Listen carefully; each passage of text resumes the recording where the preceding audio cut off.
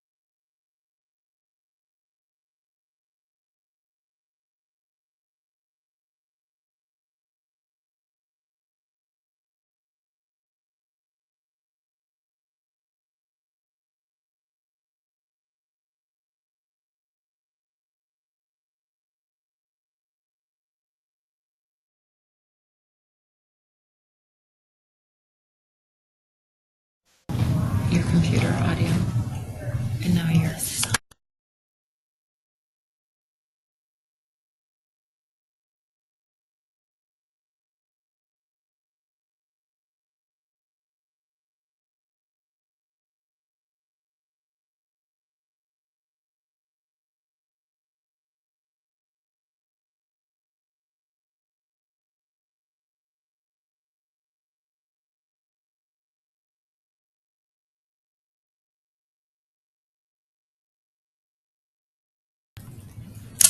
Good afternoon, everyone.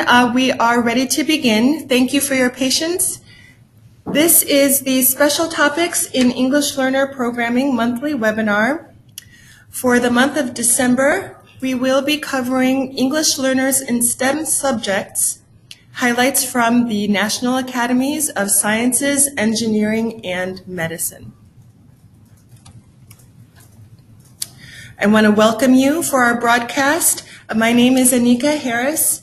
I am the Professional Development Specialist focusing on English language acquisition, and I'm joined by several guests today who will be chiming in, and I hope that you all will chime in as well. As you may already know, this monthly webinar series covers a wide variety of topics pertaining to English learners, to the students themselves, to English language acquisition, to EL program administration, as well as instruction. This month's webinar will cover the U.S. National Academies of Sciences, Engineering, and Medicine's report titled English Learners in STEM Subjects, Transforming Classrooms, Schools, and Lives. Today we'll learn about the report's findings around English learners in science, technology, engineering, and math, otherwise known as STEM subjects, including instructional practices to improve content and language development at the same time, assessments and assessment practices, and teacher development, among other subjects. If you tuned into the ELPOC monthly webinar that was broadcast last school year, one of the months I covered a similar report on English learners who are also identified as having disabilities, report by the same organization was released, and I was excited to see that the academies, affectionately known as NASEM, as I'll refer to them throughout the broadcast, have also dug into the needs of English learners in the United States when it comes to their participation in STEM classes. So I want to just let you know who is in the room here with me. I have Lauren Allen. Lauren, would you like to state your role here at AUSSIE? Hi, I'm Lauren Allen, and I am the STEM Integration Specialist here at AUSSIE. And we support schools and offer professional development for integrating STEM, as well as support around STEM partnerships. Thank you, Lauren. I also have Maya Garcia. Maya, would you like to say a little something? Sure. Good afternoon, everybody. My name is Maya Garcia. I'm the Director of STEM here at our agency. I manage our broad portfolio of work from early childhood through post-secondary education in STEM. This is a topic that is near and dear to my heart, and also manage the implementation of the Common Core Math and Next Generation Science Standards implementation in the city. Just to show some of the accomplishments of these colleagues of mine, they put on the STEM Summit this week. It's held Tuesday at Gallaudet University. Very well attended event, not only by educators, but also members of the STEM community at large, and they deserve a very large round of applause. I wanted to introduce them because they are figures here at AUSSIE. If you are a STEM teacher or an EL specialist or an instructional coach and STEM is your thing, or you have a newly burgeoning interest in STEM, you may see them, and please do feel free to introduce yourselves to them. They are my peanut butter and jelly partners here at AUSSIE, meaning just like in school when you do reading activities with kids, they sit back to back and read. Well, Maya and Lauren face me, but backwards. My turn and talk partner is Dr. Jennifer Norton. Would you like to introduce yourself? Yes, hi, my name is Jennifer Norton. I'm the manager for English Learner Supports, and I'm glad to be with you today. All right, thank you, everyone. Let's see a little bit about the report itself. Here's some background on the United States National Academies of Science, Engineering, and Medicine. Again, I'll refer to them as NASEM. They are here in our country to conduct research on provide an independent objective analysis to complex problems here in the U.S. So from their title, it might not seem that they have much to do with education, but in fact, the research that they do and the public policy decisions that they release do inform the work that we do at the state level, which informs the work that you can do at the LEA and school level. You'll see on the slide in the last sentence that the academies operate under an 1863 congressional charter, which was signed by President Abraham Lincoln. The report, English Learners in STEM Subjects, Transforming Classrooms, Schools, and Lives, was released a couple of months ago in October. The report addresses how STEM is taught to English learners in grades pre-K through 12. And the link to the report is provided to you at the bottom of this slide. These slides will be emailed to you, so you'll be able to get the link and look at the report in its entirety. And we're recording this webinar as well. And the webinar is recorded, so you will have the slides as well as the audio emailed to you. So the report digs into promising approaches to support English learners in learning STEM. It also treats the role of teachers, assessments, policies and practices, gaps in research, and the role of families and community. We won't give treatment to all of those topics today, but I do want to say some of you listening today may already be thinking about doing research on English learners. Some of you might leave this presentation inspired to do more research. I will talk a little bit about the gaps in research on English learners, and I do hope that some of you walk away feeling inspired to close some of those gaps and provide us with more information that we can use to strengthen our practices in the instruction of English learners. Specifically, this report acknowledges that the research on English learners in STEM subjects, particularly on newcomers and on technology and engineering, is very, very limited. So to that end, the report does offer conclusions and recommendations, but the recommendations and the conclusions broadly apply to all English learners and all STEM subjects. So it does recognize that there is a gap in research. Within the report, you'll find 3 definitions that pertain to English learners. There's the federal definition of English learners, where we are recognizing students ages 3 to 21 in elementary and secondary settings, which is also the general age range for pre-K through 12 students. But there are many categories of English learners. They are not a homogeneous group. Another term that's used for a certain category of English learners is long-term English learners. They're understood to be those who at ELs who are getting services to develop their English language proficiency, but have not been reclassified, that is, exited from the EL program after 6 or more years. Long-term ELs may also plateau in their English language proficiency during middle and high school, and we hope that the professional development we put on solves for that problem, where long-term ELs are actually exiting the EL program in less time and are not stagnating in their English language growth.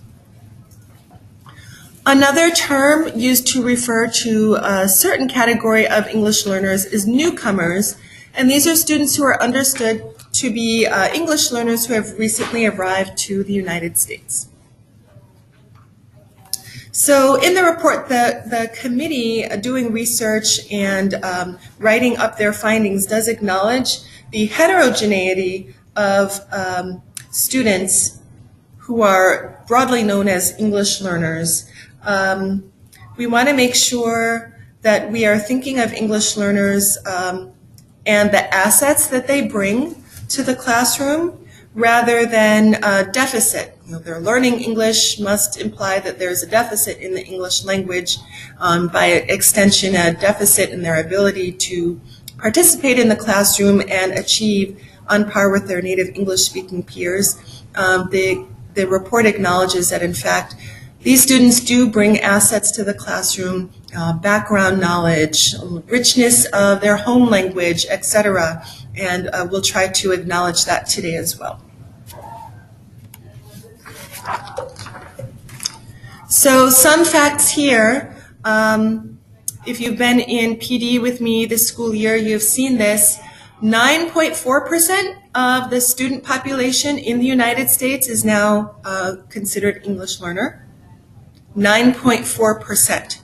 That translates to 4.6 million English learners, bringing more than 350 languages to the country. Now in DC, the EL population is almost on par with that. We're at 11.1% of the total student population in DC. When comparing our small geographic area to other states in the US, we look at Alaska, which has 11.5% to our 11.1%, Washington State with 10.4%, Colorado with 11.6%, and Kansas with 10.6%. Again, that's compared to our 11.1%, and we are in a very small geographic location. For context, what is a state like California? I would have to refer to the Digest of Education Statistics. The link to the table is included here on the slides. It must be considerably greater if you think of the location of California and the history of migration across the Pacific and from the southern border. So here in this slide I was highlighting states that have a similar makeup to us, but again the link to see the makeup in other states is provided for you on this slide.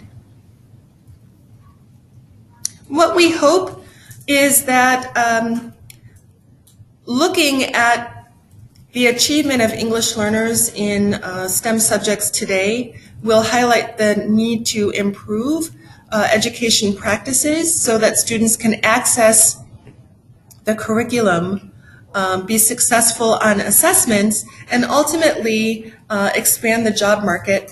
We want to ensure that English learners, like any other student, that English learners have the opportunity to fully participate in the STEM curriculum, and that they are also able to go on into careers that require the use of STEM knowledge and post-secondary options in terms of expanding their educational opportunities.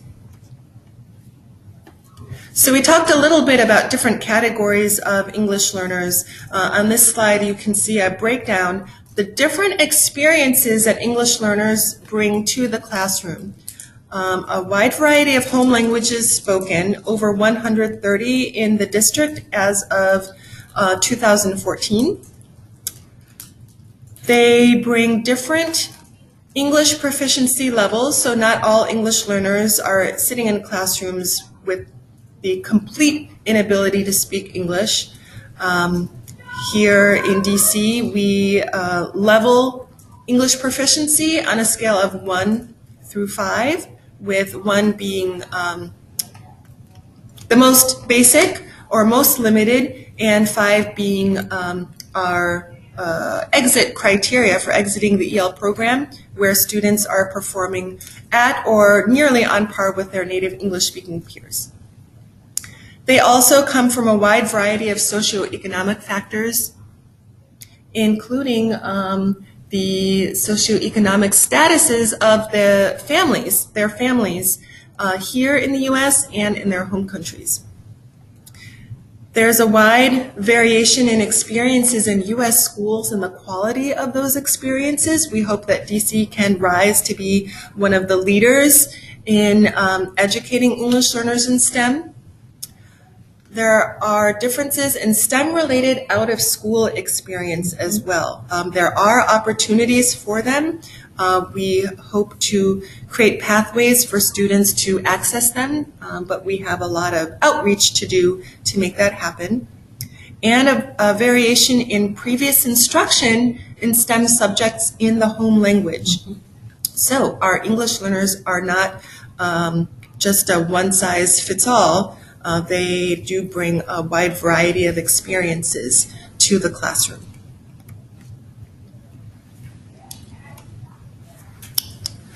All right, one of the big focus areas in the NASM report was the inclusion of English learners in STEM as a systemic issue across the United States. So it's a myth to think that English learners cannot meaningfully participate in the STEM classroom because of their limited English skills or because of cultural differences. Again, we are thinking of our students as bringing assets to the classroom and coming with a wealth and variety of experiences to share with the teachers who teach them and the students who are sitting in the classes with them. It is a fact, however, that poor EL performance in English language development and in content mastery is due to a lack of access to challenging coursework. So where the thought is that English learners probably can't participate in STEM, it's going to be too hard, they don't have enough English skills, or, we really don't see people like them in STEM careers, so we're not going to invite them to move forward in more challenging classrooms. Well, that actually limits these students' ability to be in a challenging and stimulating environment where they could expand their knowledge of the English language and the content. So we hope that overall in LEAs and in schools, and those of you who are listening, think about ways to take this information back to your settings to encourage more avenues for ELs to participate in STEM classrooms. ELs, and I quote from the report, ELs develop STEM knowledge and language proficiency when they're engaged in meaningful interaction in the classroom that includes participation in the kinds of activities in which STEM experts and professionals regularly engage.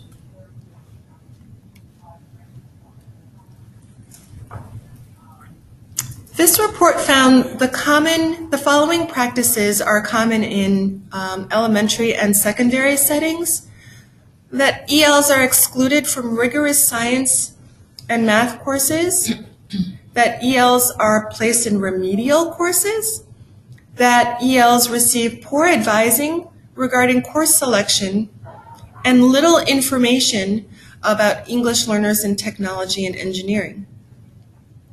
English learners reported that they're being kept out of courses despite satisfactory or above academic records. And again, we hope that you take this information and share it with others at your LEAs in schools and educational settings and try to solve for this so that ELs, regardless of their English language proficiency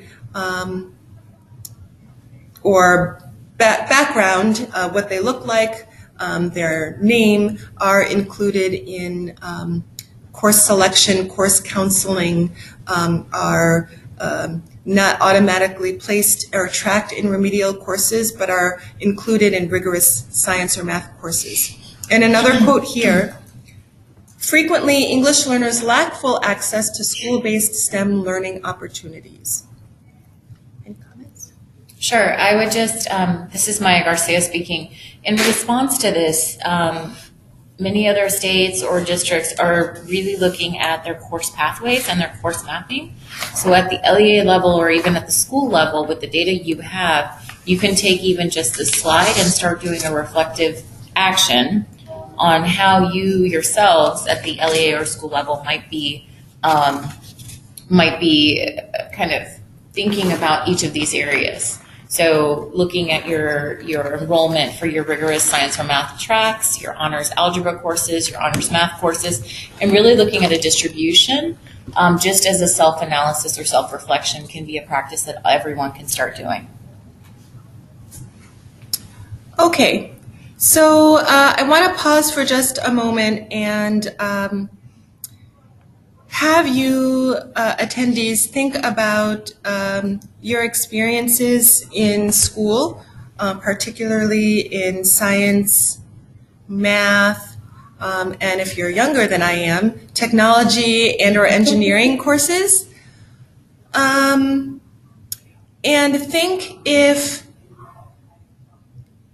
professionals in STEM who looked like you or shared your background motivated you at all to be more engaged in classes and think of your own potential to do great things. If there is no role model and you don't already come with that intrinsic motivation where you're determined against all odds to succeed, but there are no role models for you, it might be really hard to get engaged. So one point that the report made is that models or talking about English learners in the fields was important in motivating students to move forward in their academics. So here I have highlighted just 3 of many, many, many people or organizations that you could, in fact, look up and share with students or other staff members for them to see that there are people of a variety of backgrounds in STEM fields, some of whom have overcome many obstacles and have become quite successful. So the first here we see Dr. Alfredo Quiñones Hinojosa, who's a neurosurgeon. And right now he's engaged in research to fight brain tumors. He is based at the Mayo Clinic in Florida, doing research on stem cell research. However, he was born in Mexico, had an aptitude for learning. On his own, at the age of 19, decided to cross the border from Mexico into the United States, but he had very limited English skills. He worked a variety of jobs, including jobs at the railroad, some of the jobs on the menial side, but had a desire to do more and overcame obstacles like language, being able to afford schooling and the time to do schooling, and right now he is who he is today. So just a fun fact, Brad Pitt is in the process of making a movie or a documentary on his life. He's got a great website and you can see more about him. I saw this as I was just checking email very casually one morning. I really like astronomy. Well, there's something called Burçin's Galaxy, and it's a double-ringed galaxy, and it was discovered by the young lady whom you see on the slide, Burçin Mutlu Patti. She's from Turkey. She completed her elementary and secondary education in Turkey as well as her undergraduate education. Wanted to do more with her love for science and love for astronomy, and decided she wanted to overcome some hurdles to do so. She came to the United States, but one of the hurdles was her ability to communicate in English. But she did struggle through that, overcame that hurdle, and now she has a double-ring galaxy named after her. Throughout Africa, there are code clubs. The Ghana Code Club, which you see in red there, is one of numerous code clubs in Africa teaching students computer coding after school. CNN has done some documentaries on them. You can do a Google search for African Code Club. This is one example of being able to show students and even other educators that there are a variety of people involved in STEM doing great things, and that our students' potential is limitless. According to the high school longitudinal study of 2009, which reviewed high school transcripts, you could see that about 5% of English learners had no math coursework compared to 2.4% of their native English-speaking peers. So more ELs had no math coursework on their high school transcript than their native English-speaking peers.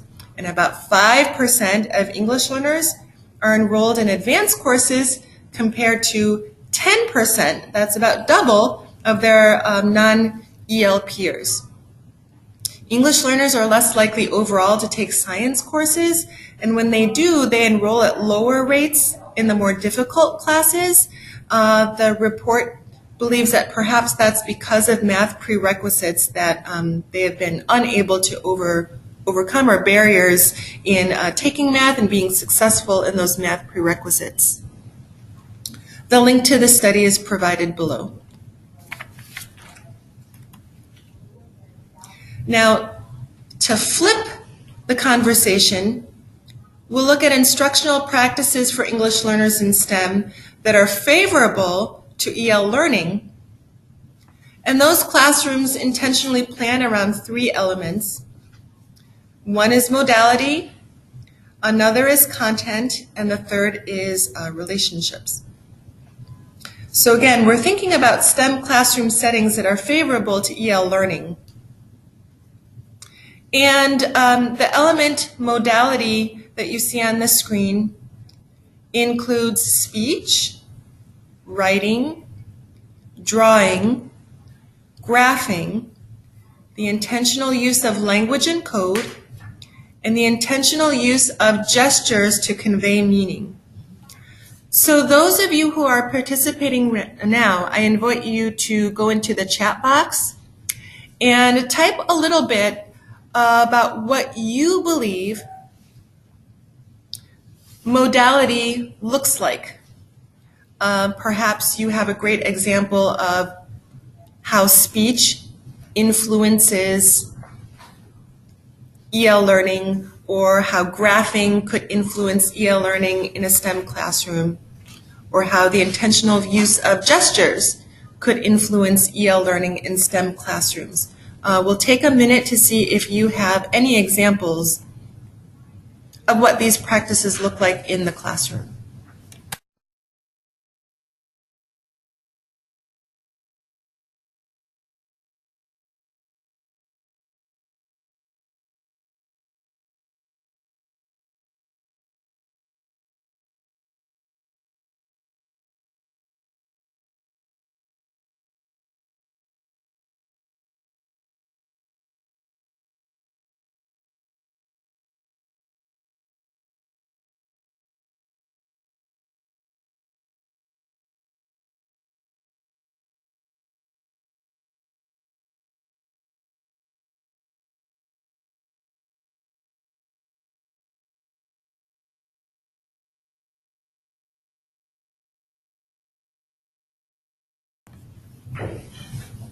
All right, thanks everyone. So one of the elements favorable to EL learning in STEM classrooms is modalities, and you see some bullets there. Likely you know what modalities is. It might seem foreign to see them bulleted on the screen here, but if you've been in a math classroom, you have seen text in textbooks, math textbooks, and that text is writing, which is one of the bullets. So you can convey information through writing, although it's important to consider ways to scaffold and differentiate for the variety of students that you have in the classroom. Writing is not just text in a book like a word problem or problems that are not word problems, but writing can also be a way to engage students, have them write out in the numbers. I'm thinking when I taught high school math and our students were just learning how to write the number, particularly 8, which has all these letters and weird vowels inserted into it, and writing is not so intuitive. Writing their own word problems for their peers or to share with the class. If you've been in math or science, or you're younger than I am and you've done technology engineering, there's probably been the use of graphs. But we also want to think of this bullet here, the intentional use of language and code. So not every subject has its own way of speaking and its own way of writing and being read. There are nuances in the way we communicate information in the different subjects. So highlighting that to students is a way to not only engage students in the classroom, but also make them aware of how they can engage others so that they can feel like a professional who is communicating on par with a native English-speaking peer. Maya, did you want to go forth with? I just wanted to highlight for folks that when we look at our Common Core math standards and we look at the mathematical practices, and then we also look at our adopted standards for science, the next generation science standards, like what the writers have done is woven in opportunities to create accessible learning opportunities for math and science through the writing. So with the next generation science standards, the science and engineering practices highlight multiple ways of knowing and being able to kind of have students make sense of things. So modeling through drawing, modeling through discourse. All of these things are things that we are highlighting with NextGen for all teachers and all students. And so it makes our job easier because it's best practices across the board. And so I'm just really wanted to highlight that for folks in the district in terms of how we are rolling out the standards and in both math and science and their relationship with these modalities. The second element in making instruction favorable for English learners is content.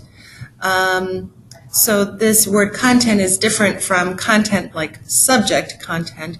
We're talking about variations in the way we communicate, for example, to support claims or in science, or to express a solution in math. By subject, there are variations in phrases and constructions, which is a little bit similar to modalities on the previous slides. But you'll also note that there is differentiation in the processes and activities that happen. So algebra has a certain set of activities that go along with learning that are different than what you would find in a geometry or trigonometry class, where geometry, for example, focuses on shapes, and algebra does not focus on shapes so much. So that's a very basic differentiation there for you. Differentiation in processes by discipline and the activities that you find by discipline. So in science, for example, the activities that are done to discover photosynthesis are going to look different from the activities to discover genetics and what happens with gene translation and transmutation, for example. So teachers would do well to be well-versed in their subject area if they're content instructors, and will hopefully get a little bit into collaboration between content teachers and English learner teachers. Not all of our EL specialists are content experts, but that doesn't mean that the two sets of professionals cannot collaborate to design well-rounded instructional practices in the STEM classroom. And the third element there for creating EL-friendly classrooms, STEM classrooms, is relationships. And we're thinking about the language that's used when different instructional communication occurs. So informal language used by students in a small group, once the teacher steps away from the small group, students talk their language. And that's absolutely okay to understand the material that they're working with. It sort of lowers the affective filter and lowers the threshold and allows students to really teach each other by using their own language. And that will sound different than a teacher supporting a student. A teacher will likely have more content-specific language, and a teacher is well positioned to support the student in using more content-specific language. And that may be different still from the language found in a textbook, which could be much more formal.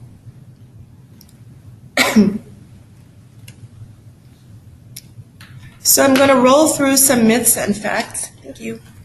One common myth is that English learners must learn English first and then take content courses.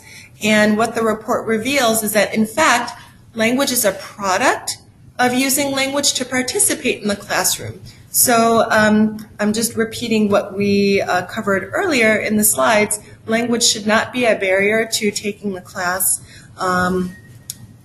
Students can learn academic content and develop English language simultaneously. How this is done is really a product of very well thought out planning, collaborative planning again between STEM content teachers and the English learner specialist.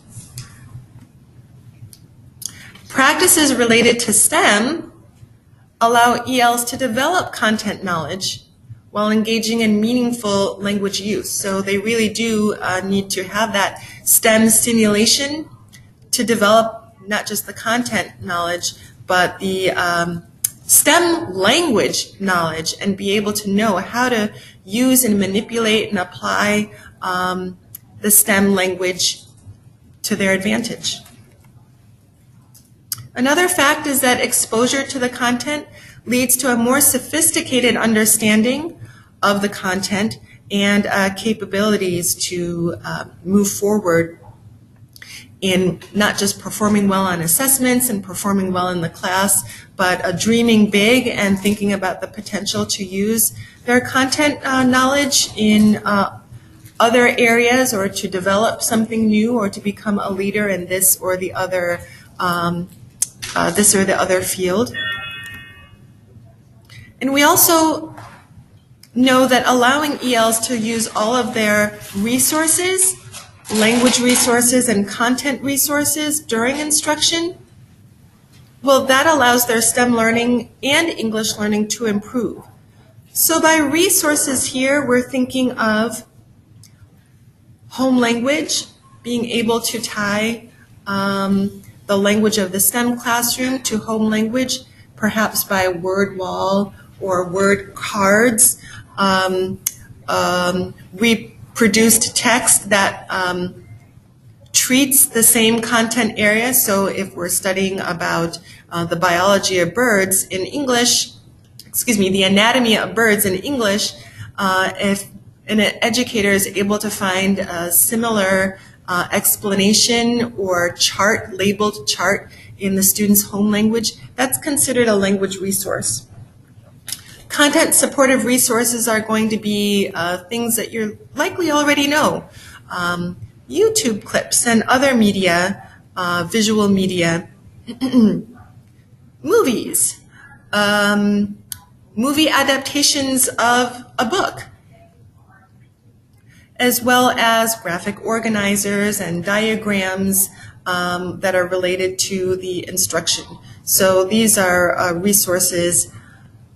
Beyond that, STEM is pretty cool because it has so many manipulatives and experiments and hands-on activities that can be done. English learners should be included in those opportunities as well.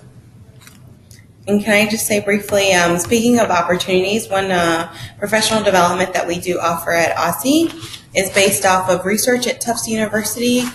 It's called Novel Engineering, where we walk teachers through how to identify problems in storybooks and then have their students build solutions to those problems. And so research through that has shown that the more that students interact with activities surrounding storylines, the more likely they are to comprehend the story itself and the characters that are in those stories. So once again, as Maya was saying earlier, the engineering practices and the mathematical practices definitely lend themselves more readily to be accessible in these subjects to our students. Thank you. So you see now another myth and set of facts. I referred to a deficit view of English learners versus what we aim for, which is an asset-based view of English learners. Here's a myth for you. Teacher mindset is not related to EL success in STEM classrooms, when in fact, teachers who hold a deficit view of English learners yield poorer performing English learners. To correct for that, teachers should aim to position English learners as competent members of the STEM classroom by physical positioning, right? Making sure they're in the space together with their peers and not off to the side on their own. To question them just as the teacher would question other peers in the classroom, and offer wait time. It's a worry for some teachers that I'm going to question the student, but they're not going to be able to answer me. Wait time can help with that, allowing for a native language answer and then saying thank you for your answer, thank you for participating, thank you for your contribution. For a student who is, let's say, a level 1 and still developing the basics of English. And offering materials to English learners in the class, just as the teacher would offer materials to everyone else, instead of not offering materials because it's thought that the student really just can't participate. Again, the student needs that stimulation and all of those content resources to be able to get stimulated and thereby grow in their content and language experiences. Teachers should also think about providing meaningful learning opportunities so that teachers can increase their comfort working with diverse students. So this is just a matter of releasing your own brilliance and growing in your craft as educators. And teachers should also engage with families of English learners in order to have an appreciation for their differences. I'm going to jump forward with this statement and say engage with families to let them know what other opportunities there are for their students besides sitting in a classroom. Maya and Lauren are great resources when it comes to thinking about organizations and programs in the city where students can grow in their STEM knowledge. So we have great folks here at AUSSIE to help you think through how to engage families, and contact information is forthcoming, so I hope you do reach out to us. The report also found that it was great to engage students in disciplinary practices, not discipline as in punishment or punitive practices, but we're thinking of practices in the different STEM content areas and in the different STEM fields, making sure that they're engaged in those fields. And engaging students in discourse and interactions with others. Students need a chance to practice their language, no matter how limited they are, and be able to interact with others to see if they're understood, and then they think in their mind, what do I need to refine or change with my language? What else do I need to learn about English to be able to interact with others the next time around? So this is a constructivist situation, allowing students to engage in discourse.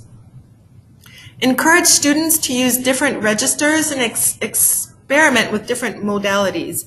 So as I said, there's code when you're speaking in class, in an algebra class, and there's a whole different code when you're speaking in biochemistry, and there's a different code when you are speaking code language, right, with technology and computers. So by allowing students to have different experiences and different contents, regardless of how proficient they are in English, they're then encouraged to use these different ways of speaking in the different fields. And again, leverage multiple meaning-making resources. So your visuals and your graphic organizers and your ability to have experiences with the experiments and other activities in the classroom that are hands-on. And before going forward, just let me know if you're able to hear by typing into the chat box or raising a hand. I want to make sure our audio quality is okay. While we're waiting on you to chat, I would just wanted to say that another great practice for the classroom is building that mindset for students.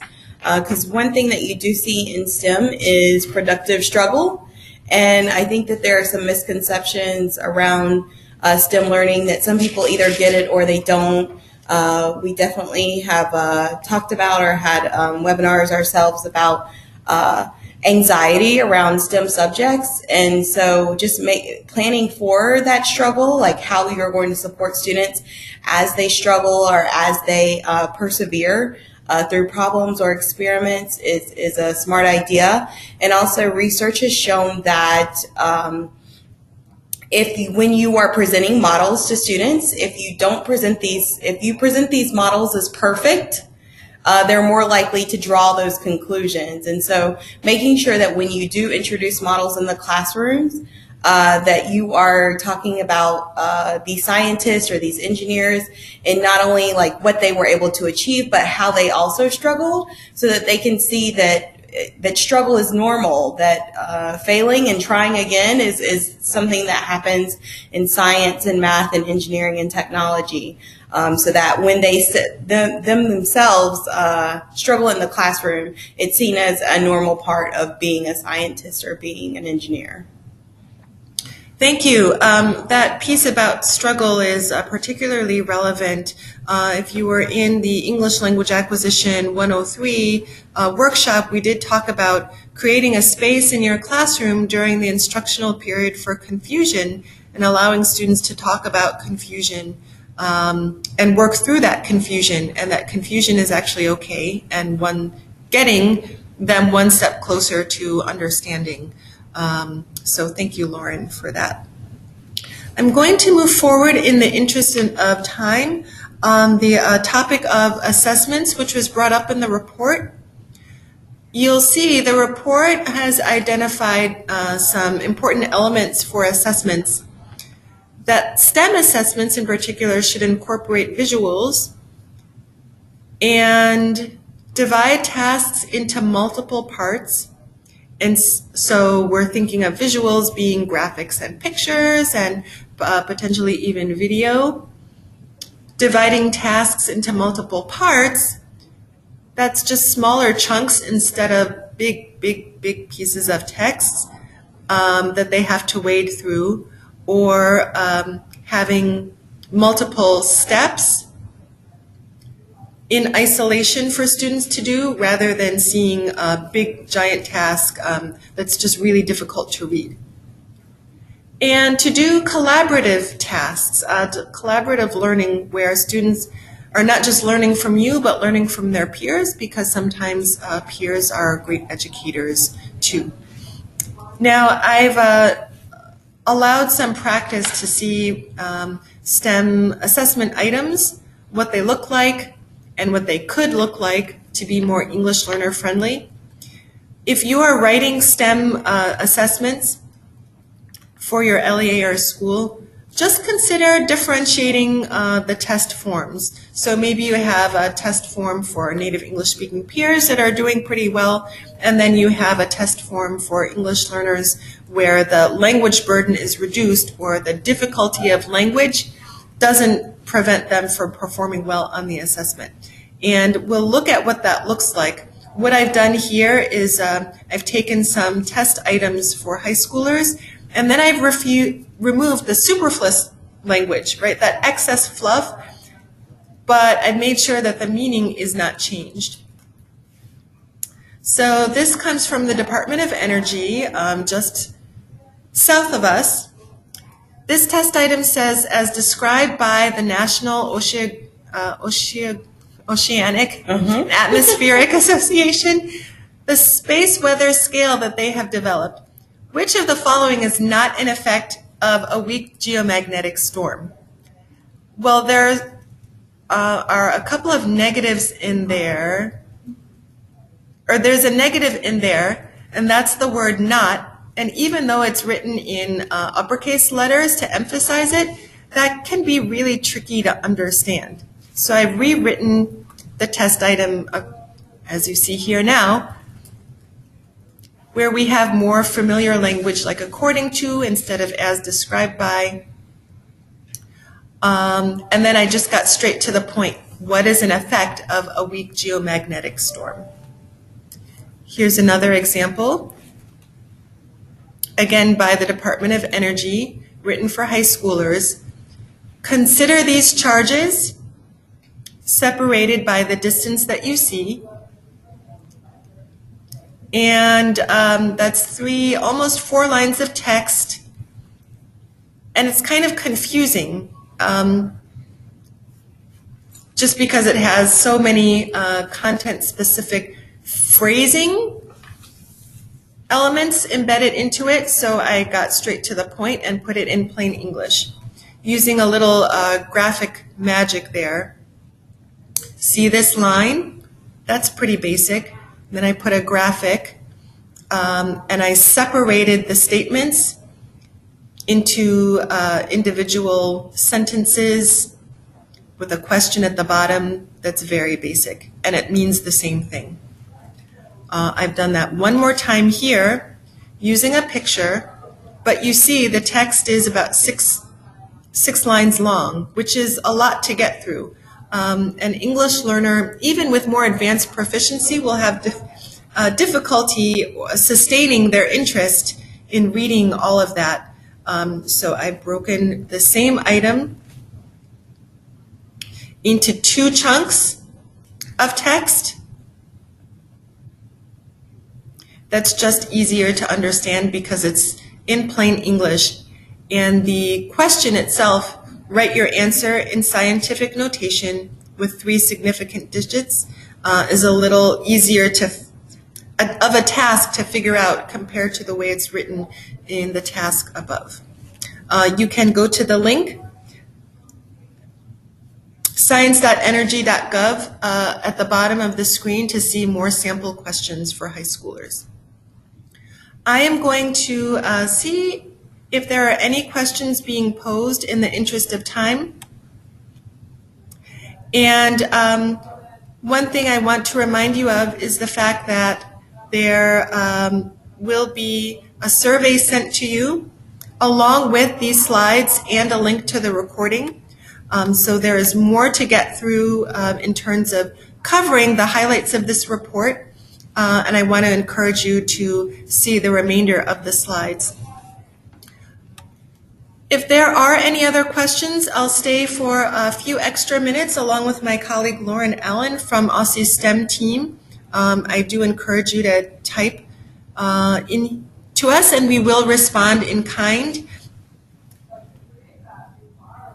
If not, you are dismissed, so to speak. And we look forward to seeing you next month in January, where I will start a 4-part series on instructional practices to increase English learners' skill in the 4 communication domains: listening, speaking, reading, and writing. January's webinar will focus on improving listening skills. Thank you for joining us today, and we look forward to joining us at the next EL webinar on January 10th.